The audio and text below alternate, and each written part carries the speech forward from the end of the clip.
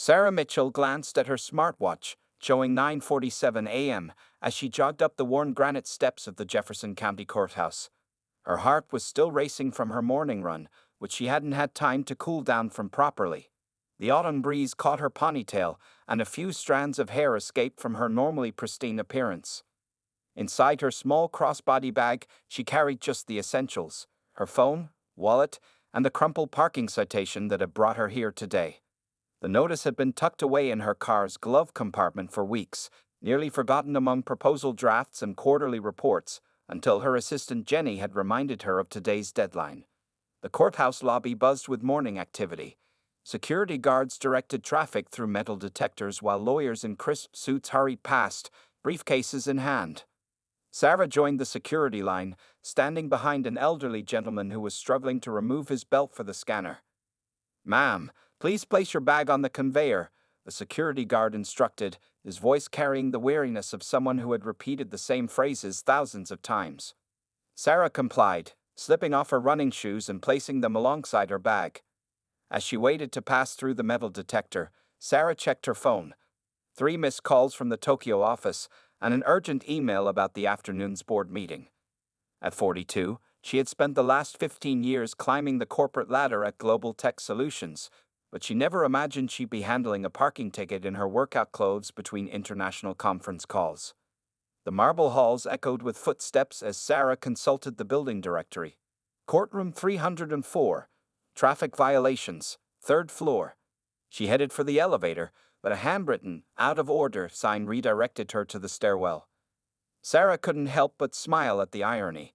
Another cardio session was exactly what she needed in her current attire. As she climbed the stairs, Sarah passed a young mother struggling with a stroller. Without hesitation, she paused to help, her corporate leadership instincts kicking in even in this setting.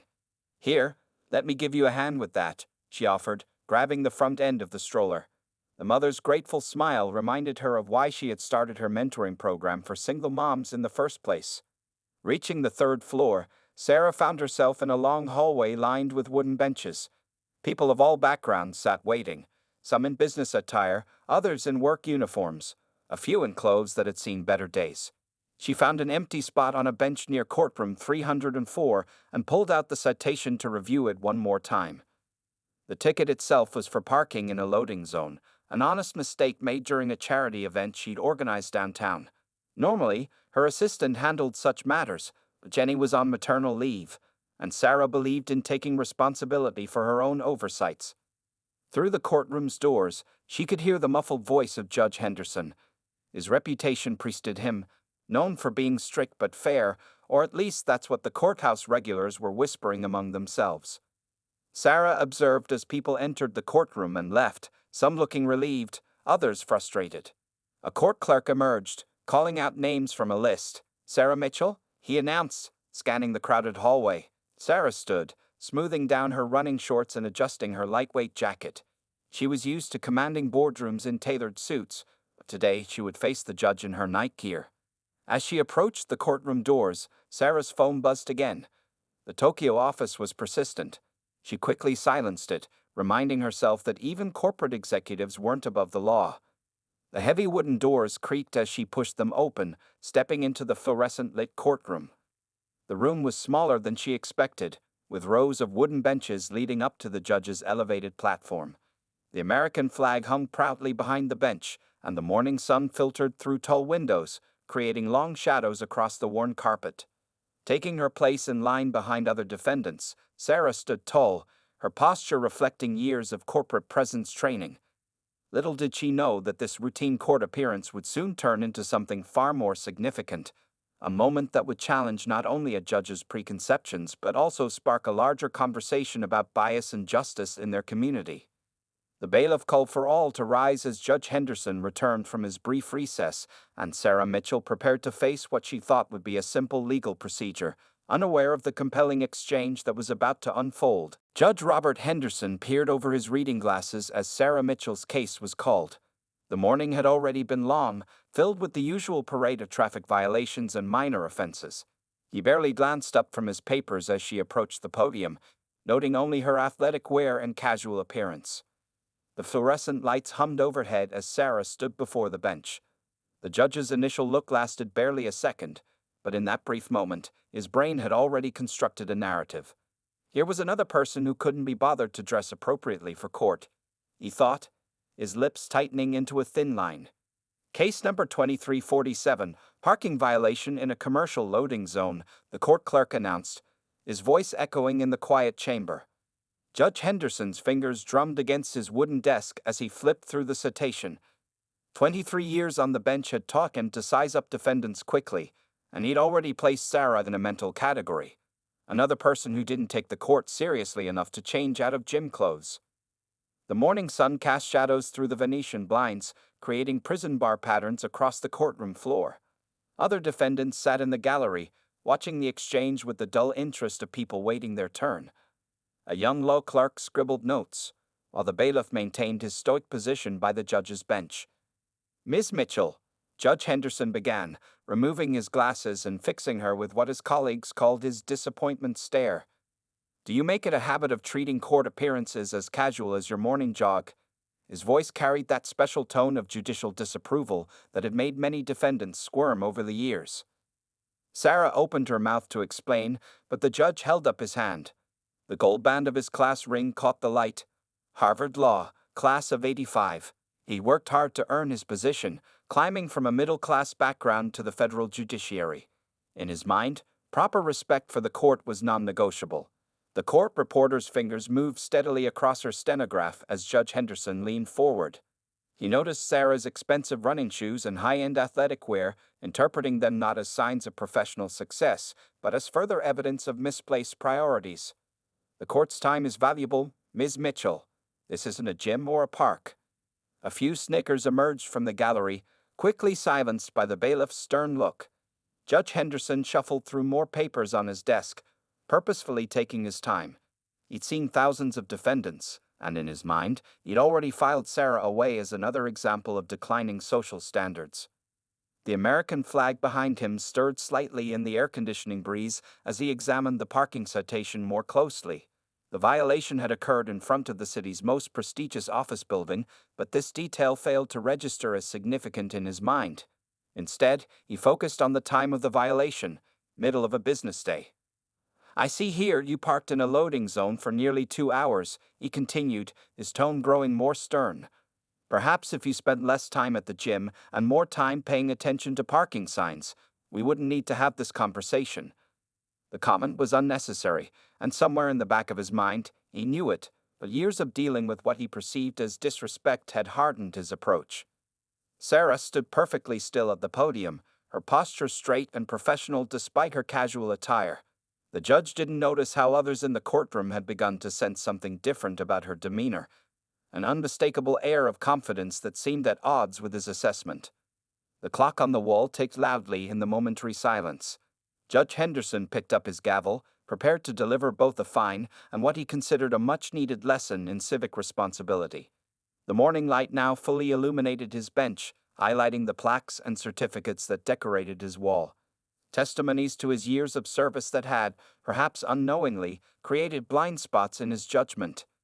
"Before we proceed with your fine, Ms. Mitchell," he said, his voice carrying the weight of authority, "would you care to explain why you thought it appropriate to treat this court appearance with such casual disregard?" He emphasized the word casual, making it clear he was referring to her attire. The courtroom held its breath, waiting for Sarah's response. No one, least of all Judge Henderson, could have predicted how the next few moments would completely upend his carefully constructed assumptions and force him to confront his own biases in front of a full courtroom. Judge Henderson's voice grew sharper as he addressed Sarah Mitchell, his irritation becoming more evident with each passing moment. The morning sunlight streaming through the courthouse windows did nothing to soften his increasingly hostile demeanor. "Miss Mitchell, the standard fine for this violation is $150, he announced, shuffling through his papers with deliberate slowness. "However, given your apparent disregard for this court's dignity, I'm inclined to adjust that amount." The gallery watched in tense silence as the judge's fingers traced the edge of his gavel. A young intern in the corner had stopped taking notes, her pen frozen mid-sentence as she observed the growing tension in the room. The bailiff shifted uncomfortably, recognizing the judge's familiar tone, one that usually preceded his harshest judgments. "Tell me, Ms. Mitchell," Judge Henderson continued, leaning forward in his high-backed leather chair, "do you think your time is more valuable than everyone else's in this courtroom?" He gestured broadly at the other defendants waiting their turn, his gold ring catching the light. "That you can simply walk in here dressed for a morning run and expect special treatment." Sarah remained perfectly still at the podium, her hands clasped loosely in front of her. The judge interpreted her calm demeanor as defiance, further fueling his mounting frustration. The air conditioning hummed quietly in the background, a stark contrast to the heated exchange unfolding before the court. "Your Honor, I can explain," Sarah began, her voice steady and measured. "I'm not finished," Judge Henderson interrupted, his voice rising slightly. The court reporter's fingers flew across her stenograph, capturing every word of the increasingly tense exchange. "In my 23 years on this bench, I've seen a growing disrespect for our judicial system, people treating this courtroom like it's a coffee shop or a gym." He paused, picking up Sarah's citation again. "2 hours in a loading zone," he read aloud, his tone dripping with disapproval. "And now you appear before this court dressed like you're heading to a yoga class. I'm doubling the fine to $300. Perhaps that will serve as a reminder that this court demands respect." A murmur rippled through the gallery. The bailiff's stern glance quickly restored silence, but the tension in the room had become almost palpable. The young law clerk behind the judge had stopped sorting files, his attention fully captured by the unfolding scene. Furthermore, Judge Henderson continued, warming to his theme, "I'm adding a mandatory court fee of $150 for your inappropriate attire. This is a court of law, Ms. Mitchell, not a fitness center." His voice carried that special edge of condescension that he reserved for those he believed needed a particular lesson in respect. Sarah's expression remained neutral, though something flickered in her eyes, not fear or intimidation, but something else the judge failed to notice. The morning sun had shifted, casting long shadows across the courtroom floor, creating an almost theatrical setting for what was about to unfold. "Your Honor," Sarah began again, her voice clear and professional, but Judge Henderson wasn't finished with his lecture. "In my experience, Ms. Mitchell, people who can't be bothered to dress appropriately for court often display the same casual attitude toward their civic responsibilities." He adjusted his reading glasses, looking down at her over their rims. "The loading zone you parked in serves businesses that depend on that space for their livelihood. Your convenience doesn't trump their needs." The irony of his statement hung in the air, though its full weight wouldn't become apparent to him until moments later.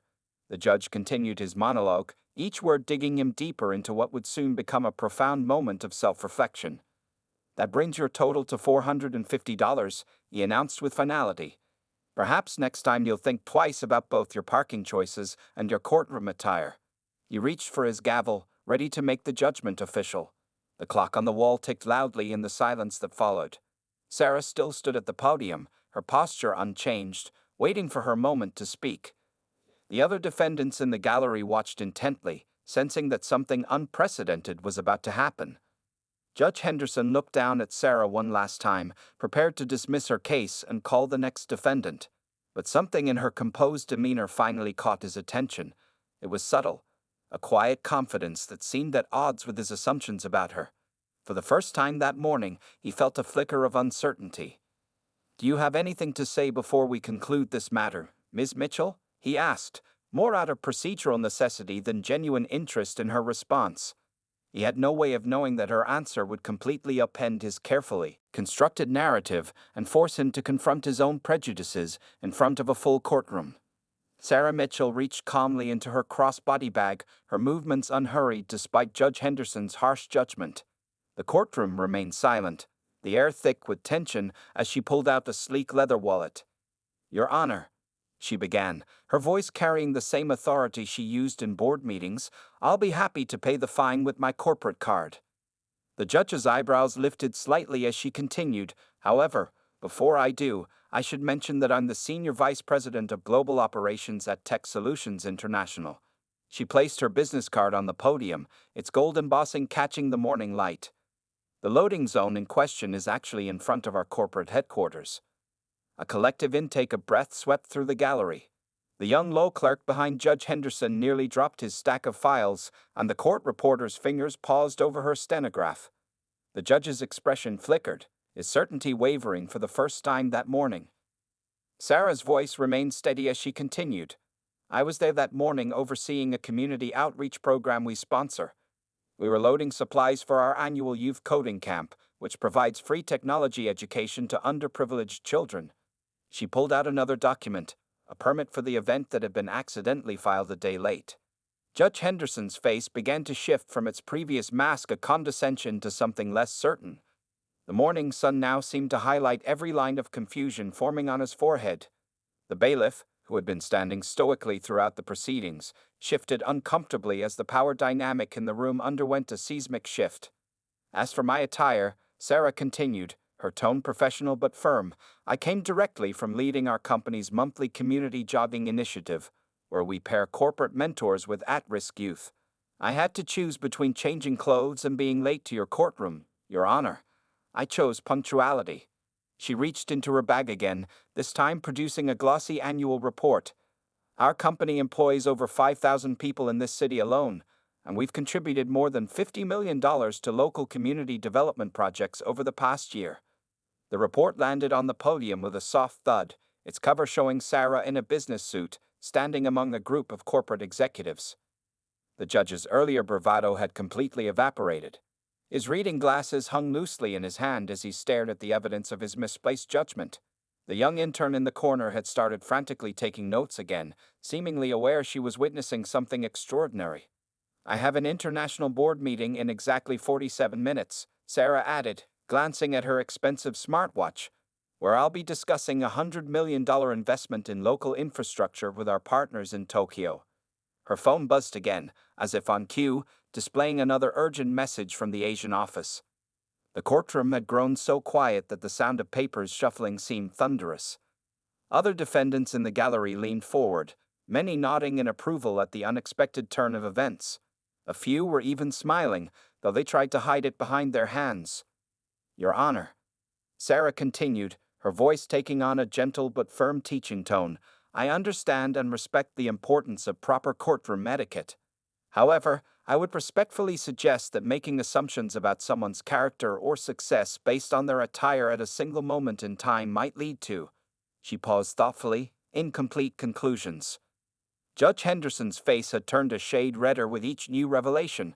The plaques and certificates behind him, which had seemed so impressive earlier, now felt like mere decorations compared to the quiet authority standing before his bench.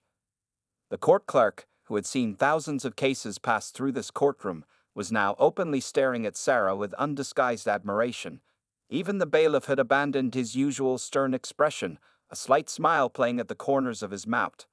Sarah's phone buzzed once more, another message from Tokyo. She glanced at it briefly before returning her attention to the judge. I'm happy to pay whatever fine you deem appropriate, Your Honor, she said, her corporate card still ready in her hand. But perhaps this could serve as a reminder that success and responsibility come in many different forms and outfits. The silence that followed her words was deafening. Judge Henderson sat motionless, the weight of his earlier assumptions pressing down on him like a physical force. The morning sun had shifted again, and now Sarah stood in a beam of light that seemed to illuminate her like a spotlight, while the judge's bench had fallen into shadow. The next words spoken in that courtroom would change not only the outcome of this case, but would trigger a profound examination of bias and judgment in their entire legal community. Judge Henderson's courtroom had never felt so still. The business card on his bench seemed to gleam accusingly under the fluorescent lights, and Sarah Mitchell's credentials were impossible to ignore. His hands, which had so confidently wielded the gavel moments before, now rested uncertainly on his desk. Ms. Mitchell, he began, his voice having lost its earlier edge of condescension. The words seemed to stick in his throat as the full weight of his prejudiced behavior settled over him like a heavy cloak. The other defendants in the gallery watched intently as the power dynamic continued its dramatic shift. Sarah stood patiently at the podium, her presence now commanding the room in a way that had nothing to do with her clothing. The young law clerk behind the judge was frantically Googling her name on his phone, his eyes widening as he scrolled through countless articles about her corporate achievements and philanthropic work. I see here, the clerk whispered to Judge Henderson, sliding a hastily printed article across the bench. Miss Mitchell was named one of Time magazine's 40 Under 40 last year for her work in corporate social responsibility. The judge's face flushed deeper as he scanned the article, each word hammering home the magnitude of his misjudgment. The courthouse clock ticked loudly in the silence, marking each uncomfortable second. The morning sun had shifted, now illuminating Sarah's face while casting shadows across the judge's bench, a perfect metaphor for the moment's revelation. "Your Honor," Sarah spoke again, her voice carrying the same measured tone she used in corporate negotiations. "I believe we were discussing the matter of respect." She gestured to her athletic wear. "While I understand the importance of appropriate attire, I've always believed that true respect is shown through actions rather than appearances." The bailiff, who had witnessed thousands of cases in this courtroom, nodded almost imperceptibly. He had seen defendants dressed in expensive suits show far less genuine respect than this woman in her running clothes. Judge Henderson's fingers drummed nervously on his desk as he glanced around his courtroom. The faces in the gallery reflected a mix of emotions: satisfaction, vindication, and most prominently, respect for the composed woman at the podium.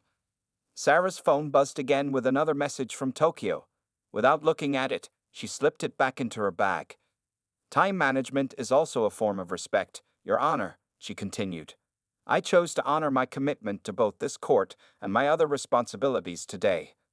Sometimes that requires making difficult choices about priorities." The young intern in the corner had abandoned all pretense of note-taking and was watching the scene unfold with undisguised amazement. The court reporter's fingers flew across her stenograph, capturing every word of what she knew would become a legendary courthouse story.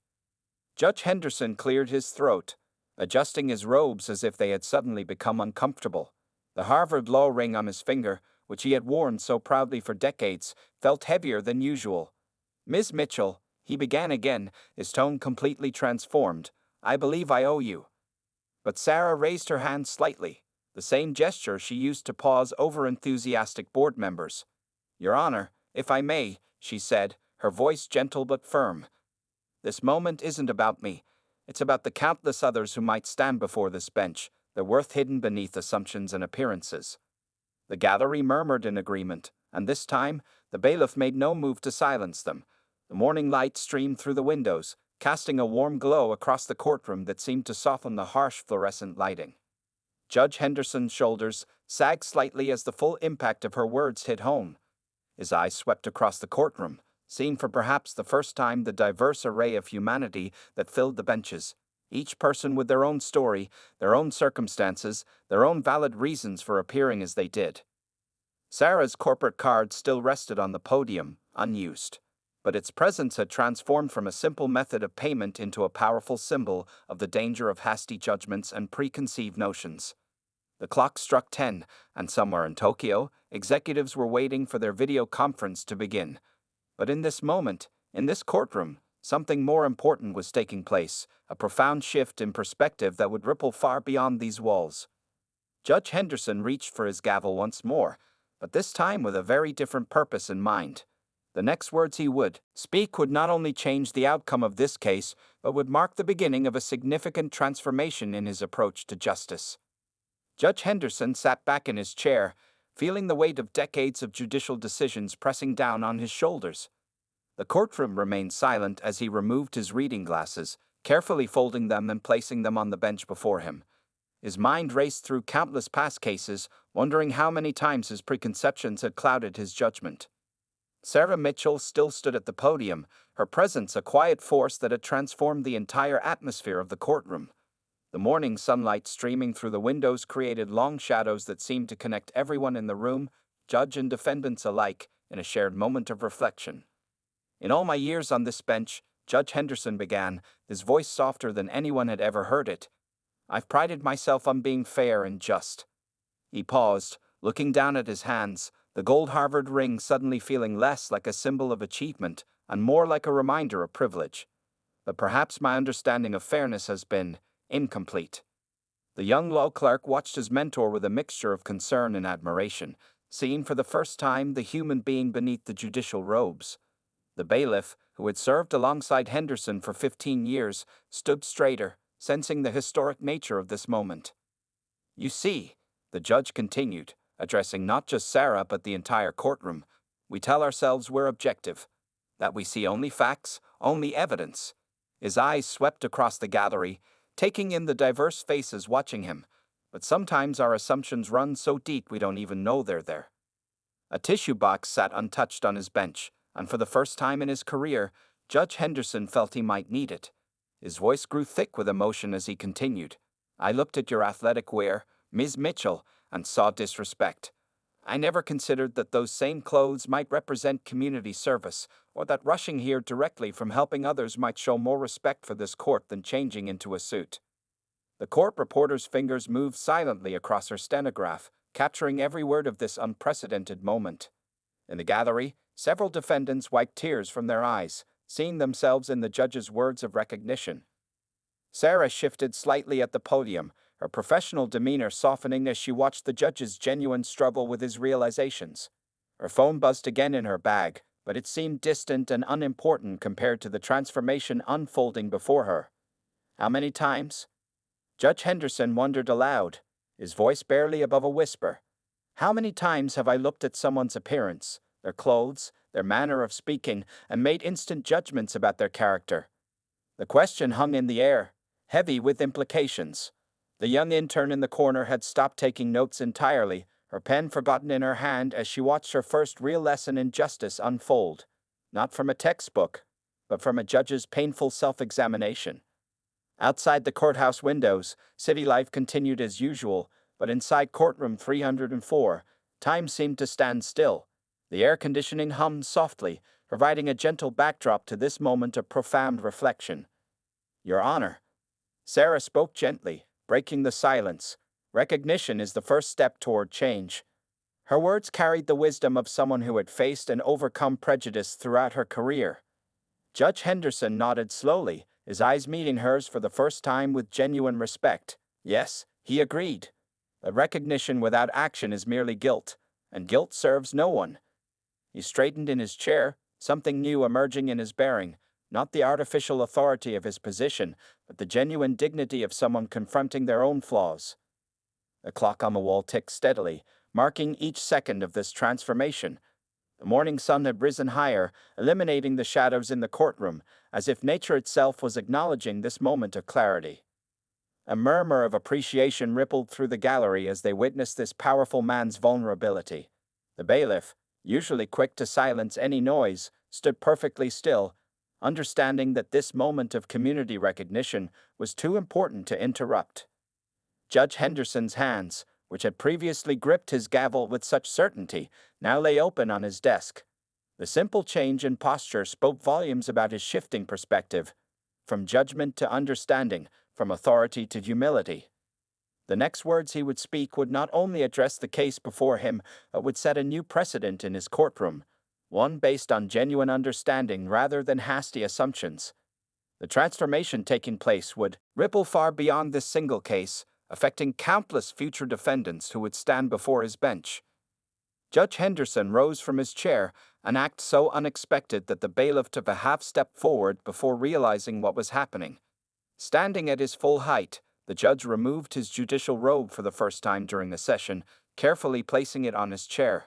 Without this symbol of authority, he appeared more human, more vulnerable. Ms. Mitchell, he began, his voice carrying to every corner of the hushed courtroom, I owe you more than an apology. I owe you a debt of gratitude. He stepped down from the elevated bench, another unprecedented action that caused a ripple of whispers through the gallery. Sarah watched quietly as the judge approached the podium where she stood. Her phone had buzzed several more times, but the Tokyo meeting seemed insignificant compared to this moment. The morning sunlight streamed through the windows, illuminating both of them equally now that they stood on the same level. What happened here today, Judge Henderson continued, addressing not only Sarah but the entire courtroom, is something I've needed to confront for a long time. His voice cracked slightly with emotion. I've spent years looking down from that bench, both literally and figuratively, making snap judgments based on appearances. The court reporter's fingers moved silently across her stenograph, preserving every word of this extraordinary moment. The young law clerk had stopped pretending to organize files and was watching openly, understanding that he was witnessing something that would never appear in any law school textbook. "The fine is dismissed," the judge announced, picking up Sarah's citation and tearing it in half. "But more importantly, I want to issue a public apology for my behavior." He turned to face the gallery, where dozens of defendants waited for their own cases. "To everyone in this courtroom, and to the thousands who have stood before me over the years, I apologize for any time I may have let prejudice cloud my judgment." Sarah's business card still lay on the judge's bench, catching the light. The Harvard ring on his finger no longer seemed to shine so brightly. The bailiff, who had known Judge Henderson for 15 years, saw tears forming in the older man's eyes. "Your appearance in athletic wear wasn't a sign of disrespect," he continued, turning back to Sarah. "Rather, my reaction to it revealed my own biases. You are honoring both your community commitments and this court schedule. I was the one showing disrespect, not to your clothes, but to your character." A tissue was quietly passed forward from someone in the gallery. Judge Henderson accepted it with a nod of gratitude, removing his glasses to wipe his eyes. The simple human gesture seemed to break down the last barriers of formality in the room. "Starting today," he announced, his voice growing stronger, "this court will implement a new standard of conduct." He paused, looking at each face in the gallery. "Not for the defendants who appear before us, but for those of us who serve justice. We will judge cases, not appearances. We will hear stories, not assumptions."